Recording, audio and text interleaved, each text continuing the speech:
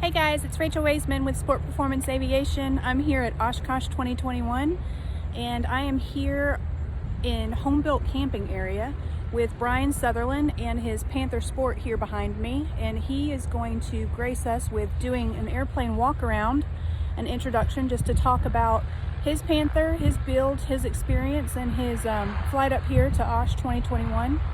Thank you, Rachel. Good morning from AirVenture Oshkosh 2021. I'm Brian Sutherland from Arrington, Tennessee, and behind me is my Panther Sport, completed in 2019, serial number 87. And I'm from EAA 863 in Lebanon, Tennessee, and happy to have made it here to AirVenture 2021 to show off this beautiful airplane. So a little bit about this Panther Sport. I completed in 2019. It was about a 2-year build, a little less than 1,000 hours. It's a great kit. Everything's match hold. The plans are really good. It's easy to put together. This particular airplane is the sport version, has the shorter wing, and I equipped it with a Lycoming O-320 B2B. It's a 160 horsepower engine, conical mount. The airplane, something unique about it is the coloring. It's Randolph Products, Ocala Orange, and Agcat Gray. And I was looking for something a little bit different. My buddy offered to paint the airplane if I did the prep work. And so this is kind of what we ended up with, something a little different. The propeller is a pretty simple 2-blade fixed pitch wood prop that I picked up secondhand. Originally started on an RV9, but it works really good on the Panther. I can really spin it up on takeoff and get a fantastic climb rate out of it. The graphics on the tail are actually vinyl. I was able to come up with a vinyl that matched the Ocala Orange, and so I had a local guy actually cut all of that out. Went on the tail real nicely. And do you know what the diameter and the pitch of that prop is? That propeller is a 68-inch diameter and a 68 pitch, and of course that ideology differs from prop to prop from each manufacturer, but that's our original Clark Lytic hand carved prop. I have dual slick mags. Small SD8, a BNC SD8 alternator provides all the power that I need for the Panther, you know, with all the efficiency with modern avionics and LED position lights. Really don't need more than maybe about 5 amps, and that little SD8 puts out plenty of power to equip.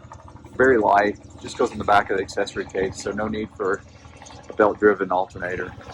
If you notice the vents on the side of the cockpit, there's a lot of questions out there about how do you get plenty of air in the cockpit, either using NACA ducts or some other type of way of grabbing the air. Those are actually Van's aircraft issue. They came right out of the catalog. They are what Van actually equipped on the rear passengers for the RV10.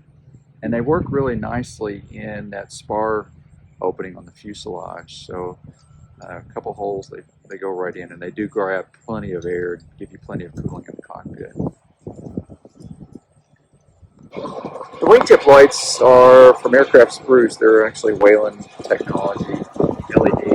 And again, the focus here is to get away with as little power usage as possible using a small alternator.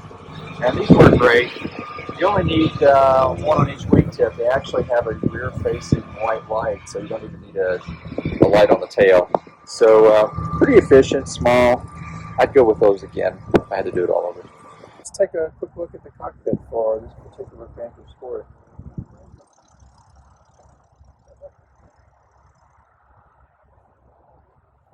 One thing you'll notice about the Panther is there's just quite a bit of room in the cockpit. Shoulder room, leg room, so it's really comfortable compared to other aircraft in the same category.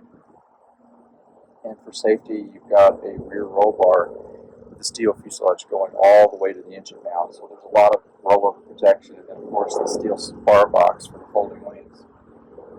for my particular airplane, I equipped it with a pretty simple day VFR panel. I have the GRT Avionics Mini X, and they're matching engine mounted runway. FL761 com. Behind the panel, I have Grand Rapids ADSB solution.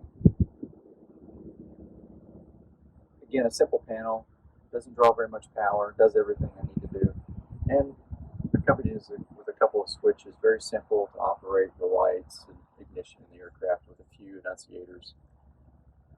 Let me know if there's anything going awry. But again, very simple day VFR, very light, does everything I needed to do. And then what do you have for a battery? What are you using for a battery?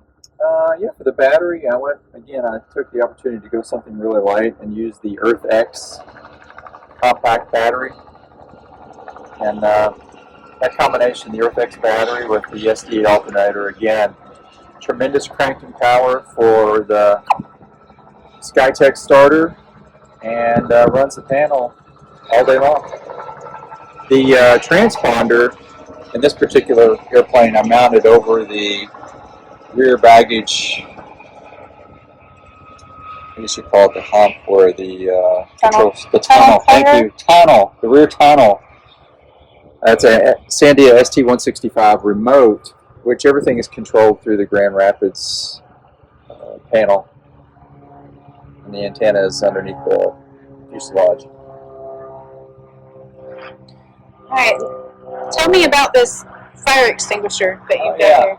So, just another way to focus on keeping the weight down on the aircraft. Most of your halon extinguishers can run anywhere from 4 to 8 pounds depending on what you have. So I happened to be watching Jay Leno's Garage, where he did a commercial for Element fire extinguisher, and the Element fire extinguisher is really small, and it also has a unique feature where you actually use the cap and a striker to start the chemical reaction, and that will put out the fire, and it lasts, this thing will last for up to a minute, and you can actually breathe the extinguishing chemical coming out of it, so it won't choke you in the cockpit, so there's no danger of being asphyxiated while you're trying to put a fire out. And it's very light. I think it weighs just a little bit over a pound, and it's easy to get to, doesn't take up much space, so I have to put mine on the back of the roll bar here, so hopefully I can grab it while I'm in the cockpit, or if I happen to be on the ground and see a brake fire or something like that, somebody can grab that and get it going and put a fire out if that does happen. It's a good question. So the most enjoyable part of the build, I think probably having built an RV previously and wanting something different, I think the most enjoyable part was getting a kit and finding out you can build the empennage and the tail cone within maybe just a week or two. The kit goes together extremely fast as compared to other similar kits. So it's really enjoyable to make a lot of progress in a very short amount of time. It really just kind of gets you energized about the whole project. Again, mine was a 2-year build and less than 1,000 hours. So the great part about this kit is it's really an easy build, and it goes together really fast, so you can really stay excited about the project. All right, so a little bit about the paint. Rachel, you're asking me probably what's the not most enjoyable part about the build. The airplane is fun, goes together really quickly, but for anybody considering painting their own airplane for the first time, it's a considerable amount of work. So Sean's got a great alternative with vinyl, and it's something to really consider. But in my particular case, I had a friend who was really good at spraying, so he said if I did all the prep work, he would shoot the airplane. And once we finally settled on a couple of colors, these are Randolph Ocala Orange and Agcat Gray, my day went something like this. I'd get to the airport at 8 o'clock in the morning and start scotch brighting, cleaning, scrubbing, and solution all of the parts or wings or whatever it was.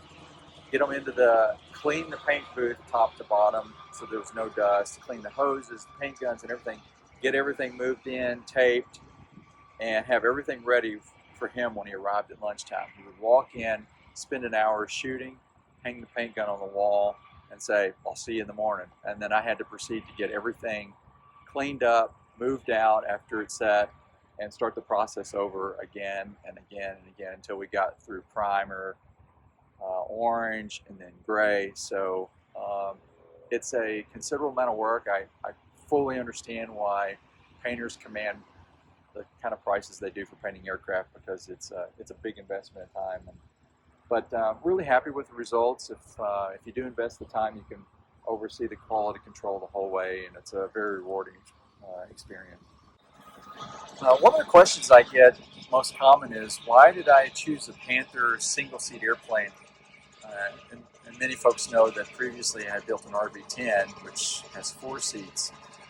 So I have 4 daughters, and when the 4th one arrived, my wife kind of indicated, well, we don't fit in the RV-10 anymore. So I decided at that point that since it was mostly me flying it without the family, I sold it and then was looking for my next project, realizing that 90% of the time I'm in the airplane by myself. I did want something that was a little bit more economical, and also I wanted to do a little bit of aerobatics, gentleman's aerobatics. So when I kind of narrowed down that mission profile, and along with wanting something that was not an extremely low build, the Panther fit that perfectly. Very simple construction, single seat, Lycoming O-320.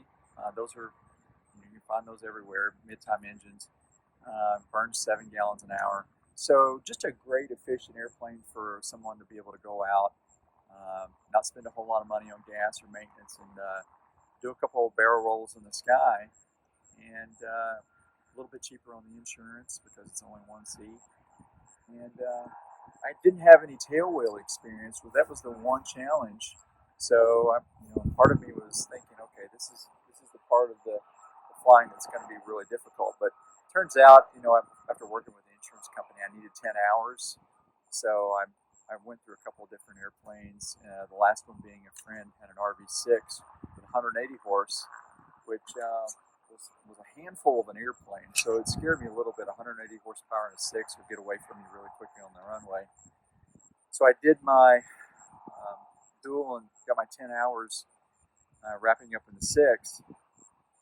But I still hadn't soloed a tailwheel airplane, and I need to do the maiden flight on this. I felt pretty confident I could get it back down on the ground, so I just went for it. Made my maiden flight, and this Panther, by myself, it was my first time at the controls, solo, in a tailwheel airplane, and I was pleasantly surprised just how docile this airplane is to control. It doesn't have any negative characteristics. The key that I learned with getting this Panther on the runway, especially with the sport wing, is getting it slowed down. For the first 20 or so hours, I could only wheel land it until I talked to an instructor who reminded me that I'm really trying to get the airplane across the numbers a little slower so it'll do a nice 3-point landing. And I've been doing that ever since. And it's not twitchy. It's light on the controls. It's fun to do aerobatics. I've not had this airplane scare me. And another interesting thing is I've slowly started working myself up into really challenging crosswind landings. I think the last time I did it, I was landing between 15 and 20 knot direct crosswind. I still was able to 3-point it and not have it come out from underneath me. So it's a real confidence builder. It's just a nice airplane to fly.